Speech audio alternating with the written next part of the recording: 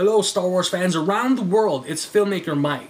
So this morning, January 14th, 2013, the internet was buzzing and so were fanboys and fanboys who appreciate Zack Snyder's work. And I'm mentioning Zack Snyder because this morning they announced that Zack Snyder was to be directing not Star Wars Episode 7, not Star Wars Episode 8 or 9. He was to be directing. He was supposed to be working supposedly with Lucasfilm and working on a brand new separate Star Wars movie based off of Akira Kurosawa's Seven Samurai, which is one of the movies that inspired George Lucas to make Star Wars, the original Star Wars, A New Hope. Before it was A New Hope, it was just Star Wars. And here's the VHS in special letterbox collector's edition. Yeah, I'm really proud to own this original. So. And the internet was, but I was excited, and a lot of fanboys were excited, and some other, of course, fanboys and fangirls who are not fans of Zack Snyder didn't like it. And if you're not familiar with Zack Snyder's work, well, I hope you should be, because he's made some very good movies and some not so great movies. But the first movie that I was exposed to of Zack Snyder was 300, which is based off of Frank Miller's graphic novel, who also made Sin City, the graphic novel. So. Very excellent movie. When I saw this in the movie theater, the action, the visuals, it's just, and that's how Zack Snyder is. He's a very visual director, and that shows with his movies. And George Lucas is also a visual director. So when I was reading the article, I thought this is a perfect choice. And now with his brand new movie, Man of Steel, the new Superman movie coming this June, this year, I just thought, wow, it's a perfect fit. This will actually work. I think he's going to make a great Star Wars movie, and it doesn't have to be Episode 7, 8, or 9. So, he made 300, and he also made one of my favorite graphic novel, comic book-based movies, Watchmen.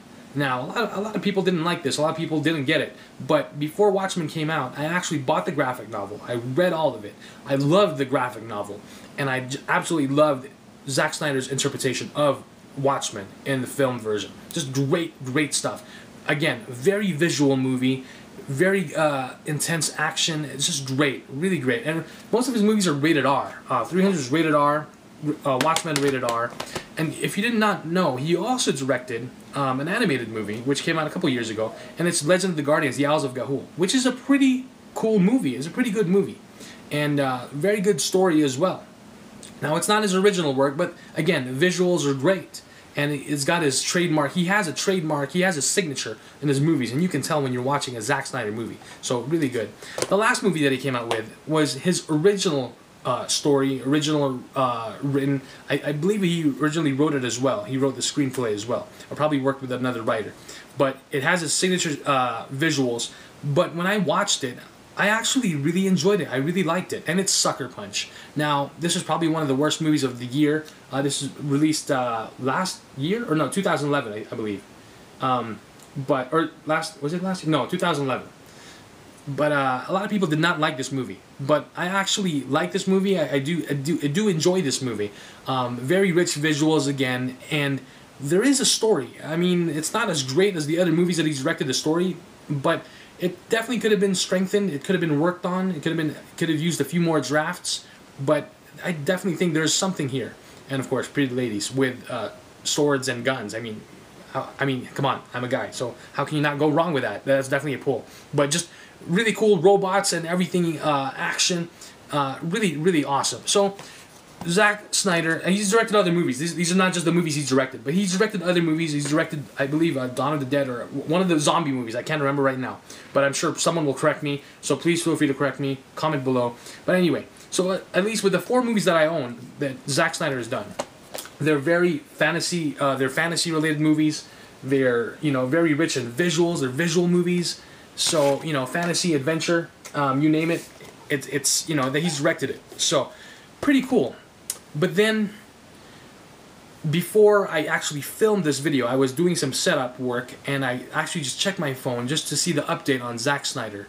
And I did post on the Filmmaker Mike Facebook page, which, by the way, if you haven't liked it, please like it. Link should be below. I just wanted to see what other people thought of it, what other fans thought, what other Star Wars fans thought. And some people said yes, and some people said no, they don't like the idea. And I just wanted to see an update on the news of Zack Snyder. But then I read it, and it said, no, it's not happening. And it's not official. And I just thought, like, what? I kind of prepared like I was like processing my thoughts while I was at work the whole day, getting excited about making this video that you're watching and recording it, and being a big Zack Snyder fan and really appreciating his movies and his visual style and everything. I kind of felt bummed, but then I thought, you know what? I'm still gonna make this video because I think I don't want to waste the time that I made preparing for this video. So here it is. Here's the video. So this is just my thoughts, pure speculation on the possibility if Zack Snyder were to direct a Star Wars movie based off of, inspired from Seven Samurai. And then just to make sure, you know, he is busy filming, or he is busy with post-production with Man of Steel. He is also busy with 300, the sequel to 300, Battle of Artemisia. So he's busy on those two movies with post-production. That's why it's not going to happen right now. He doesn't have time to work on this Star Wars movie that's inspired by Seven Samurai. And that's what his rep said. That's what I read on IMDb through an EntertainmentWeekly.com article. And so that's when I read it. I was like, what? I prepared what I was going to say in this video, and I was excited about it, and then nothing. So anyway, so that's not happening. It's not official. So I just wanted to explain what I thought about it at first, and what I wanted to share, how I felt, how excited I was, but then I got shut down. But then again, I thought, I'm going to still make this video, and from here on out, it's pure speculation. This is just my ideas, what I'm thinking. If this were to happen, and they're saying that this still could happen, just not now. So this could happen a year from now, when Zack Snyder's done with post-production with Man of Steel, of course, which is coming out later in June, and then 300, which I think is coming out later this year or next year. So anyway, this is pure speculation. This is just me, my ideas, my thoughts on what the possibility would be or what could happen in a Zack Snyder based Star Wars movie directed. So anyway, you've got, let me just read to you guys the description of Seven Samurai here. And unfortunately, I have not seen the movie yet, but now, since I'm now curious to really watch this movie, which is a movie that George Lucas is one of his favorite movies because he's been very vocal about it. The Hidden Fortress, which is also by Akira Kurosawa. So I added Seven Samurai in my Amazon wish list because now when the next time I can order it, I'm gonna order it and watch it and enjoy it and just get excited about the idea. Just a what if scenario, Marvel Comics what if, you know. So anyway. Seven Samurai, very short description on IMDb. A poor village under attack by bandits recruits 7 unemployed samurai to help them defend themselves. So, you have that. Very basic. And then I thought, what if this movie happens and Zack Snyder does it, and he loosely bases it off of Seven Samurai. So you have 7 Jedi, and then you're going to have either not really a space station of some sort, maybe a colony on some planet, and they're under civil war, or they're being attacked by some bounty hunters, or maybe even Sith. I mean, who knows? It would be exciting to see 7 different Jedi. You have young Jedi, you have older Jedi, you have female and male, of course, and they're just mixed up. 7 different, and some human, and some different alien species, and different personalities. Of course, you have the really smart one, the wise one, the one who just goes like, who's very brash and very like, I'm gonna go get him, and the one who's just quiet, and the one who's just funny, and you know, basically just different characters. And then you have them, you know, protecting or teaching this, instead of being hired, but then kind of like helping, since the code of the Jedi is to help, you know, to be there to defend peace in the galaxy and justice in the galaxy. Then you have them kind of maybe crash land on the planet, and then, you know, they have come in contact with the locals, whether it's an alien race mixed with humans or some kind of, you know, most likely just one race for now. And then, you know, you have possibly humans attacking them, or bounty hunters, or again, like even Sith trying to like get whatever, some sort of mineral that's important to them, or some sort of natural resource that's important to them. And then you have these 7 Jedi trying to help, and they're outnumbered. They're outnumbered by these bounty hunters, or these Sith, some kind of Sith army or something like that, or a resurgence of Sith army. If this is based off of course, after Episode 6. Or in between 7, 8, 9, or even after that, I'm not sure. But this is just pure speculation. How cool would that be to see Jedi versus Sith, and not just a few Jedi, a bunch of Jedi, 7 Jedi versus a bunch of, you know, maybe a lot more Sith or bounty hunters. I mean, that would just be awesome to see Jedi versus Sith, like duking it out, and just battling it out in Zack Snyder style, in slow motion. Slow motion or really fast, like, and like losing limbs, of course, in this grand Star Wars tradition.